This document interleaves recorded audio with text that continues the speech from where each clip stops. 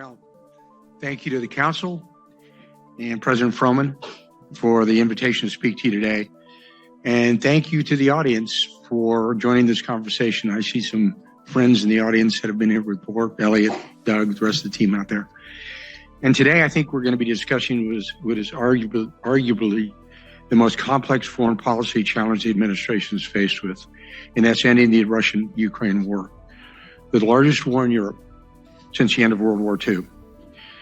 President Trump recognizes this and has acknowledged the gravity and complexity of bringing peace to this war. In a December press conference at Mar-a-Lago, President Trump remarked that ending the Russia-Ukraine war would be, quote, even more difficult than resolving the ongoing Israeli-Hamas war and the turmoil in the Middle East, end quote. President Trump's assessment is well-founded. The Russia-Ukraine war has become the largest land war in Europe since World War II. The death and destruction is what could be called industrial grade. After 3 years of war, combined casualties on both sides have surpassed 1 million individuals. Think of it this way. Just on the Ukrainian side alone, more soldiers have been killed, the Ukrainians, than the United States lost in the Vietnam War and the Korean War combined. Russia has over 490,000 soldiers deployed to Ukraine, a force that is larger than today's active United States Army. Russia has destroyed Ukrainian cities like Mariupol, a city the size of Denver proper. The city of Izium, a city that I visited, a city of 70,000, now holds less than 20,000, where when I was there, cooking was done in the streets because of no electrical power. The hospitals were running on generators. Russia's actions have been a catalyst for a broader crisis throughout Europe, to include ongoing refugee, energy security, food scarcity, inflation, and defense readiness issues across the entire continent. I've seen the destruction of Russia's war firsthand, having visited Ukraine, including the Donbass region. While the kinetic action and direct military engagement of this war is bound to Russian and Ukrainian territory, this war is ultimately being waged by a competing alliance structure who are all proxies to this war. Russia's war effort has led to a deepening of alliances with the Chinese, the Iranians, and North Koreans, where the Europeans are supporting Ukraine by proxy, in a simple fear that if Russia is not stopped in Ukraine, the war will spill over to the rest of Europe. Recently, spending 3 days at the recent Munich Security Conference talking to them, their fears and concerns look palpable. So when we discuss the complexities of ending this war, it comes from an understanding that bringing this war to a conclusion not only requires mitigating the root causes of the Russia-Ukraine war itself, but it ultimately entails the United States and European allies confronting a global adversarial alliance structure. Our allies in Europe claim they will pick up any slack in support, but also openly proclaim that the United States must be involved. In this foreign policy crisis, President Trump has been clear that the United States' primary objective in this war is to stop the killing and get both sides to the table and implement an enduring peace structure. America has funded this war with over $170 billion. This year alone, with the most recent tranche of over $60 billion, is an amount larger than we funded the United States Marine Corps this year. Donald J. Trump is a peacemaker, and he is a president of peace. President Trump has committed to the American people that he will put the interests and security of our citizens first, and he will keep our nation out of endless wars. I'm reminded of what Professor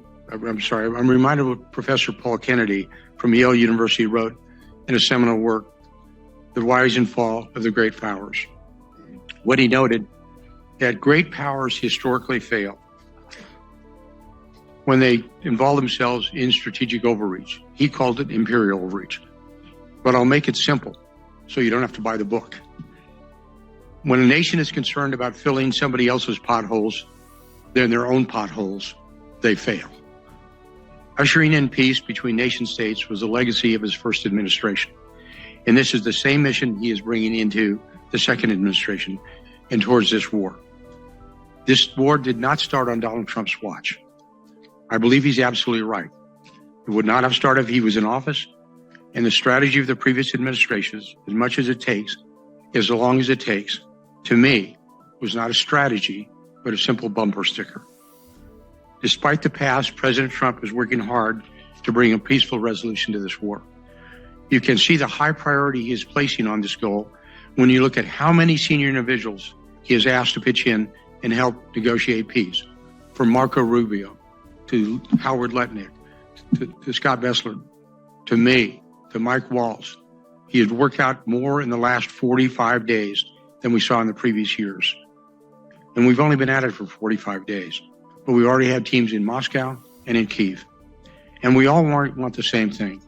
We are working as a team to explore every avenue we can for peace. But as we know, and as this administration knows, peace is only possible through strength, which brings us to where we are today. How the Trump administration is deploying strength in this urgent moment to bring a peaceful resolution to this devastating war. To start, President Trump's America First approach towards engagement abroad is a driving force behind this administration's approach to the war, which is notably different than the preceding administration and the broader U.S. foreign policy establishment and status quo approach to the U.S. national security apparatus. President Trump has already engaged President Putin.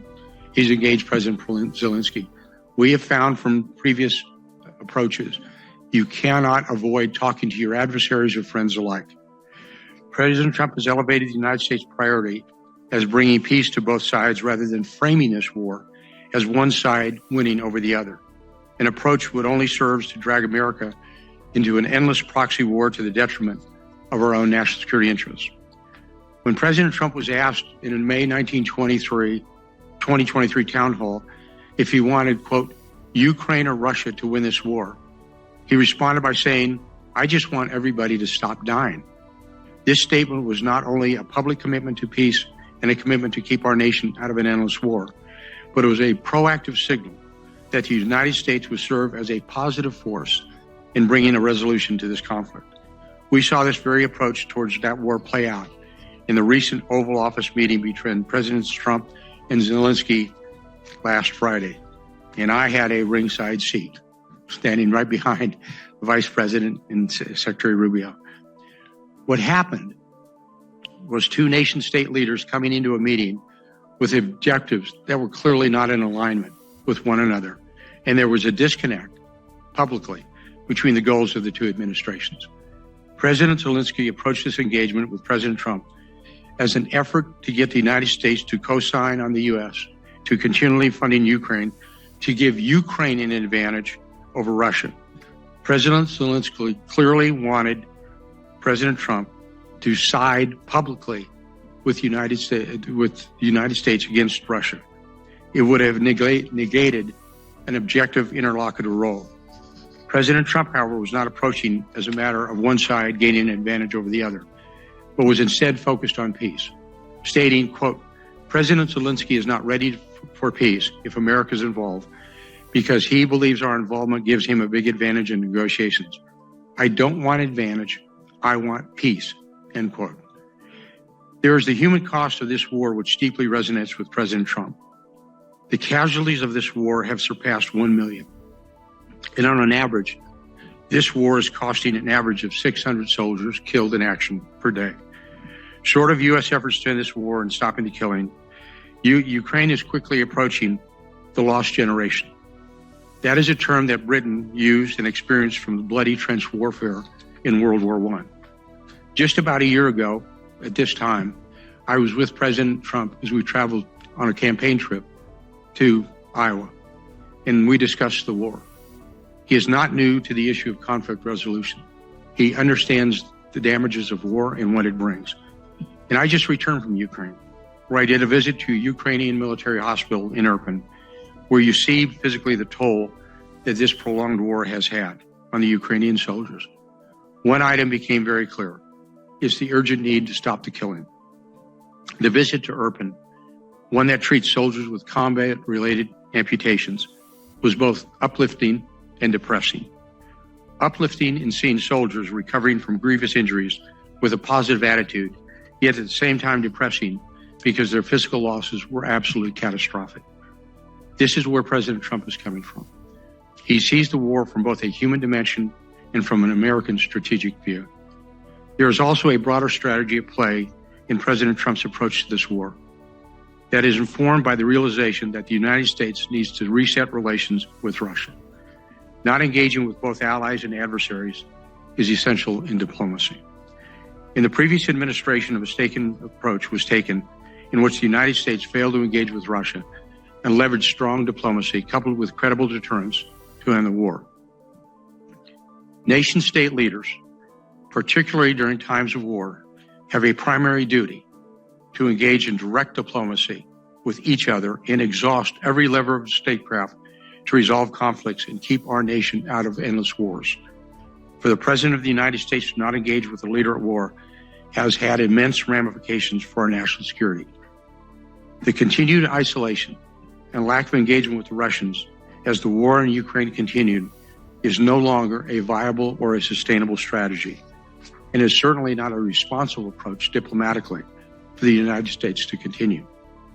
These reasons, the human cost of this war, the need to reset relations with Russia to secure Americans' vital national interest, and ultimately to stop U.S. entanglement in an endless proxy war, are the driving reasons why President Trump's approach and the framing of this war is distinct from the broader conventional approach that we see publicly to the war.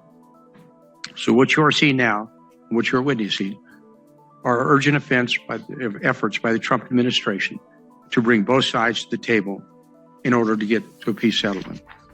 And bringing both sides to the table means applying pressure points and incentives, sticks and carrots, on both sides to get them to the table and agree to peace terms. There are aggressive movements from the administration underway to apply pressure points towards the Russians, and obviously to the Ukrainians as well. The seizing of frozen Russian sovereign assets to rebuild and rearm Ukraine, maximum pressure sanctions on Russian energy, are a few of the tools the president is leveraging to get Russia to a peace deal. Look at the current sanctions, especially against the shadow fleet that carries 70% of the oil, illicit oil that comes out of Russia. We sanctioned those vessels by name. 70% of that oil comes through the Baltic Sea. The president has been clear that all options are on the table to end this war. For Ukraine, the president is also applying both pressure points and incentives to get Ukraine to the table. The critical minerals deal is an important part of this effort to get Ukraine to the table. And President Trump approaches diplomacy and engagements in a very transactional manner, with economics as the foundation and driving force behind international affairs in President Trump's America's first, quote, transactional diplomacy, end quote, model. The transactional diplomacy approach is why in his discussions with foreign leaders is the first question them is often to ask, as I found the very first time we were in the cabinet room when a foreign official came in, the comment was, quote, what is the trade imbalance between our two nations? That is the same underpinning of the proposed critical minerals deal between the United States and Ukraine. It sets a foundation in which the United States can receive a direct return on its investment in Ukraine. The United States has been Ukraine's leading partner in supporting Ukraine's defensive war from Russia to the extent of over $170 billion. This deal, the critical minerals deal, in one sense, is a mechanism in which the American taxpayer can begin to be recuperated from the costly financial sustainment of this war.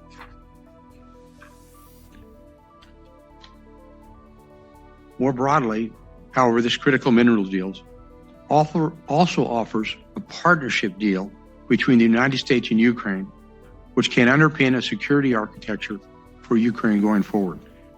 If the United States has direct economic interest in Ukraine, then the United States has a direct invested interest to protect its economic interests as well, which serves, in fact, as a de facto guarantee, a security guarantee for Ukraine. You will continue to see strong efforts from the United States to bring both sides to the table in order to reach an enduring and sustainable peace effort. We are at the early stages, and very candidly, the road will be bumpy. All peace negotiations are. But failure to end this war, now over 3 years old, could be consequential, not just in Europe, but the world as well. And thank you for having me, and I await your questions and the discussions.